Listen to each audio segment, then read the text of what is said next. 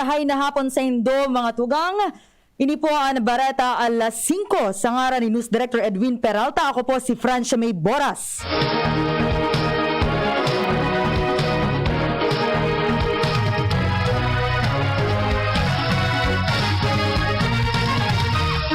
Sa detalyes kan mga Bareta, pig-aadalan na kan pribadong sektor ana pagtataunin booster shot kada 3 bulan o 4 na beses sa laog nin sarong taon sa sainda mga obrero. Sigun kay Presidential Advisor for Entrepreneurship Joey Concepcion na nagkukoordinar na siya sa mga opisyal kan AstraZeneca para sa posible nga pag-order nin booster shot vaccine sa Pebrero kan 2022.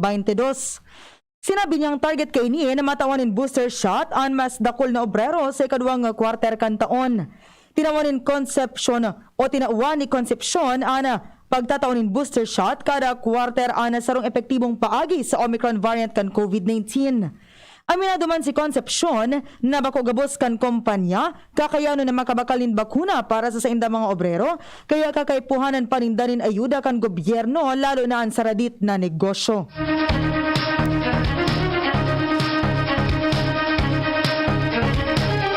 Iba pang detalles kan Bareta hali dyan sa luwas si Luens Barcena.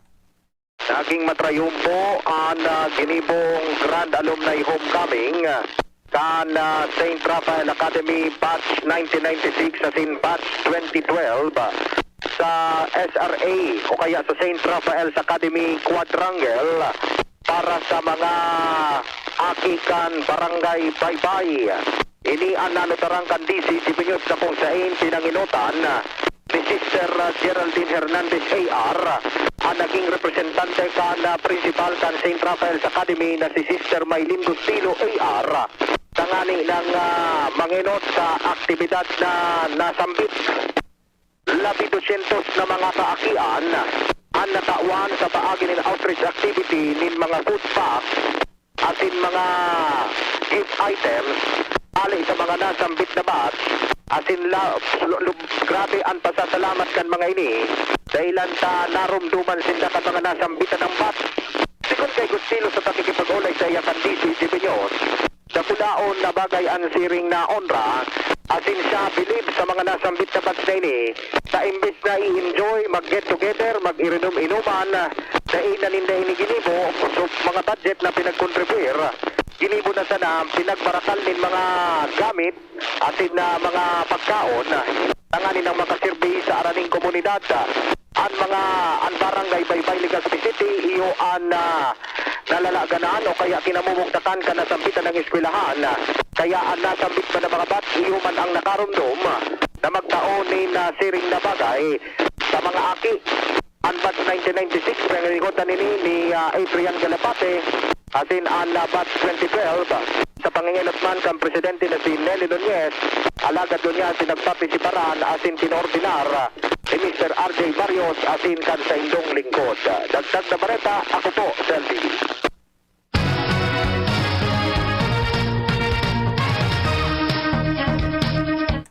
Piglalo man ang Department of Health o DOH ang pagitaas kan COVID-19 cases matapos turosan ang restrictions o alert level sa nasyon.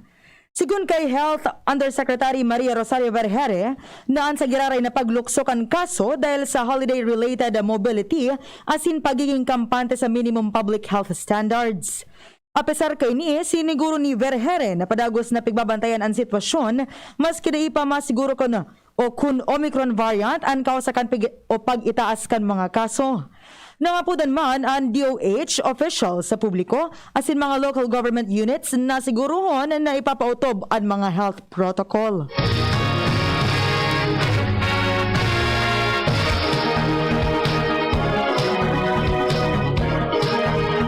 Posibleng mag-itaas ang alert level anuman ang oras kun kinakaipuan sa tao kan na sagiraray na paglobo kan kaso ng COVID-19 sa nasyon asin 4 na nairehistrong Omicron variant na mas nakakaulakit kumpara sa Delta.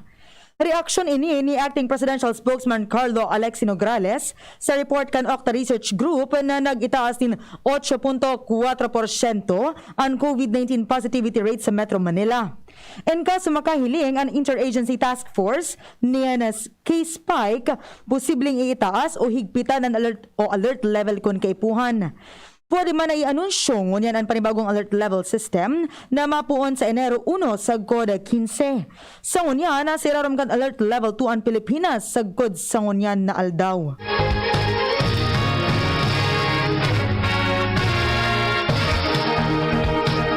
Daipang basehan para iitaas ang alert level sa nasyon sa tao kan sa giraray na pagsikad kan COVID-19 cases ngunyan na holiday season.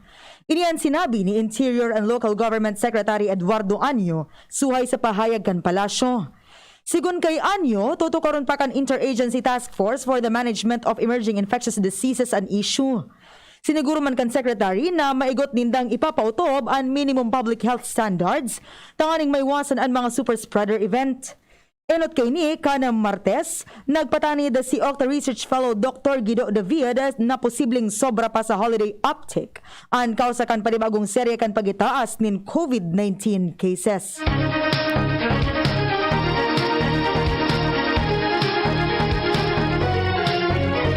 Napirmahan na ni Presidente Rodrigo Duterte ngunyan na aldaw ang proposed 5.24 trillion pesos na 2022 national budget. Enot nang sinabi kan palasyo na dakulang papel ang gagampanan ka na 2022 budget sa nagpapadagos na pagresponde kan gobyerno sa COVID-19 pandemic. Dakulang parte kan pondo ang 50 billion pesos digdi ang pagtatagama para sa COVID-19 vaccines, mantang 22.99 billion pesos man para sa pagpapakusog kan health facilities.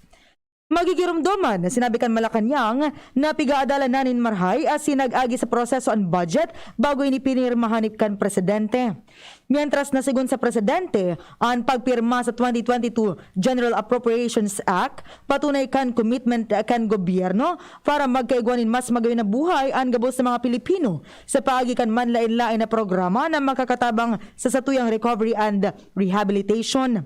Ang 5.024 trillion pesos na pondo para sa masunod na taon ang pinakadakulang budget sa istorya kan satuyang nasyon asin iniman ang ultimong budget sa irarom kan Administrasyong Duterte.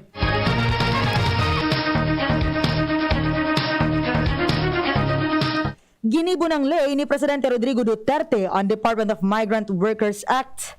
Ini matapos pirmahan kan Presidente ang RA 11641. Ang nasabing departamento ang maprotehir sa derecho asin interes kan mga overseas Filipino workers o OFWs, land-based man o sea-based.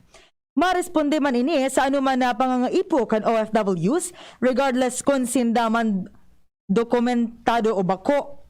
Ang Department of Migrant Workers ang saro sa mga priority legislative measure kan Duterte administration.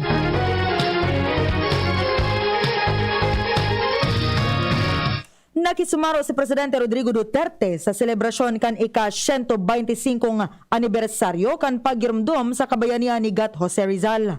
Sa mensahe kan Presidente, nangapudan ini sa mga namamanwa ang Pilipino na ipagpadagos ang ipinahiling na kabayanihan asin pagkamakabayan ni Dr. Jose Rizal. Naglalaom ang hepe ehekutibo na may papamana ang mga iwinalat ni naadal ni Rizal sa mga masunod pang henerasyon. Katakod kay ni inumaw kan presidente ang mga inapod niyang modernong herwe, lalo na mga medical health workers as iba pang frontliners na paragos na nagsasakripisyo para malabanan ka nasyon ang COVID-19. Pinanginotan kasubago ni Presidente Duterte ang selebrasyon sa Rizal Park kung saan nag-atang ininin burak sa monumento ni Gat Jose Rizal.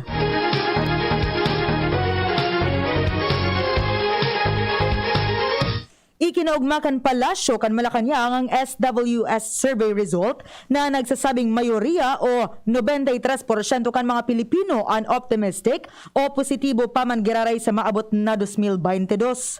Sigun kay Acting Presidential Spokesperson as in Cabinet Secretary Carlo Alexi Nograles na magayon na trait ini kan mga Pinoy sabay sabing yaon sanaan sa indong gobyerno para gibuon ang gabos na makakaya kaini.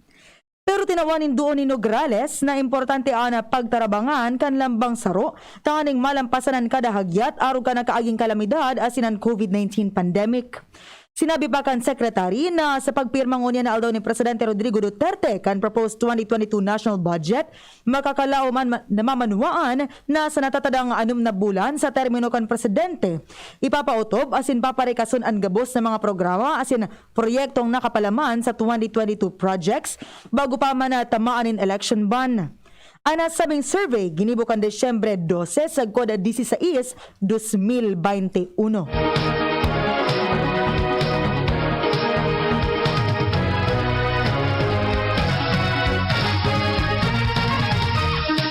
Mientras tanto, dinipensahan ni Secretary Francisco Duque III ang desisyon kan Department of Health na dain na mag-post nin daily COVID-19 report sa social media. Puon sa Enero, tanganing magtutok sa qualitative as in situational report sa website kaini. Siniguro ni Duque sa publiko na magpaluwas ana DOH nin mas dakol na analysis as in situational reports sa daily COVID-19 report na mas madali na masabutan. Pagbibiyo na sana ang case bulletin as in situational report bago mas magiging pero mas magiging qualitative ini o bako sa na puro numero. Basa sa DOH, matao pa man girara ininin daily case update sa website kaining www.doh.gov.ph/COVID-19 tracker kada alas 4 nin hapon pon sa Enero 1 kon masunod na taon. Logman kana public tracker ang detalyadong impormasyon sa COVID-19 case bulletin as in daily situational report.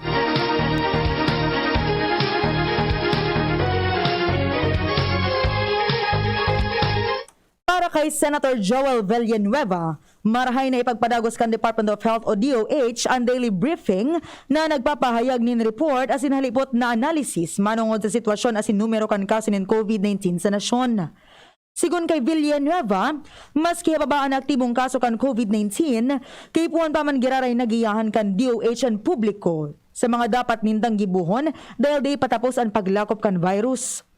Tinawanin doon ni Villanueva na sarong adal sa tuya sa mga nakaliis na bulan ang importansya kan tama asin makatotohanan na impormasyon na pag-abot sa COVID-19 pandemic. Dagdag pa ni Villanueva, kay puan ipagpadagos man ang pagpagiramdam sa mga kababayan manungod sa importansya kana protocol siring man ang pagpapalakop nin impormasyon na mag-eenganyo o napigi-enganyo ang publiko na magpabakuna.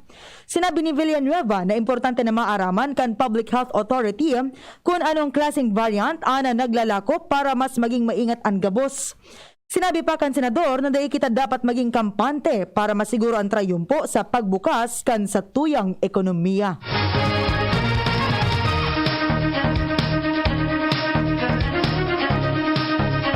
Nahanap na kan Department of Health ang 22 na close contacts kanikapat na nagpositibo sa Omicron na COVID-19 variant of concern sa Pilipinas. Namidbidan ang close contacts matapos maglunad ni Philippine Airlines o PAL Flight PR127 kay baan an anom o agom kan pasyente na nagpositibo man sa COVID-19. Sigun sa DOH, sa ngunyan, pigbaberipikar ang resulta kan surveillance o kan gabos na close contacts as ina nagko-koordinar naman sinda sa Regional Epidemiology and Surveillance Units para iberipikar ang estado o kamugtakan kan salud kan mga close contacts. Magigiramdoman na nagpositibo ang ikaapat na biyahero na hari sa Estados Unidos na nag-abot sa Ninoy Aquino International Airport kan Desyembre 10 na tulos ipinirarom sa test matapos makamatinin paggatol nin halunan asin sipon. Matapos ang 10 aldaw sa isolation facility, na-discharge man ini matapos maging asymptomatic kan Desyembre 24 asin ngunyan mantinidong naka-home isolation.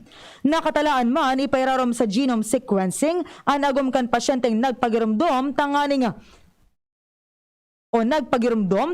maaraman kung igwamanin ining Omicron variant.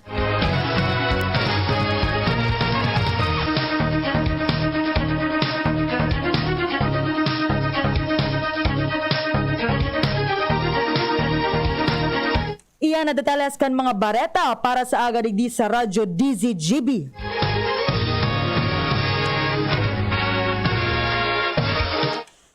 Sangaran kan mga nakaibanan tangon yan sa pagbabareta. sa newsroom. Ang nagibukan sa tong barata si Kuya Manny, si Papa Mar. Sa technical yon si Kuya Manny, asin si Kuya Nems, asin si Kuya Richard. Asin sa ngaran po ni News Director Edwin Peralta, ako po si Francia May Boras, nagsasabing Diyos mabalos po sa indong pag-antabay. Diyos maray na aldaw sa lambang Ligaspenyo. Ini po si Junjun Chan, aki kang sa indong padaba na dating konsihal na si Saloy Chan.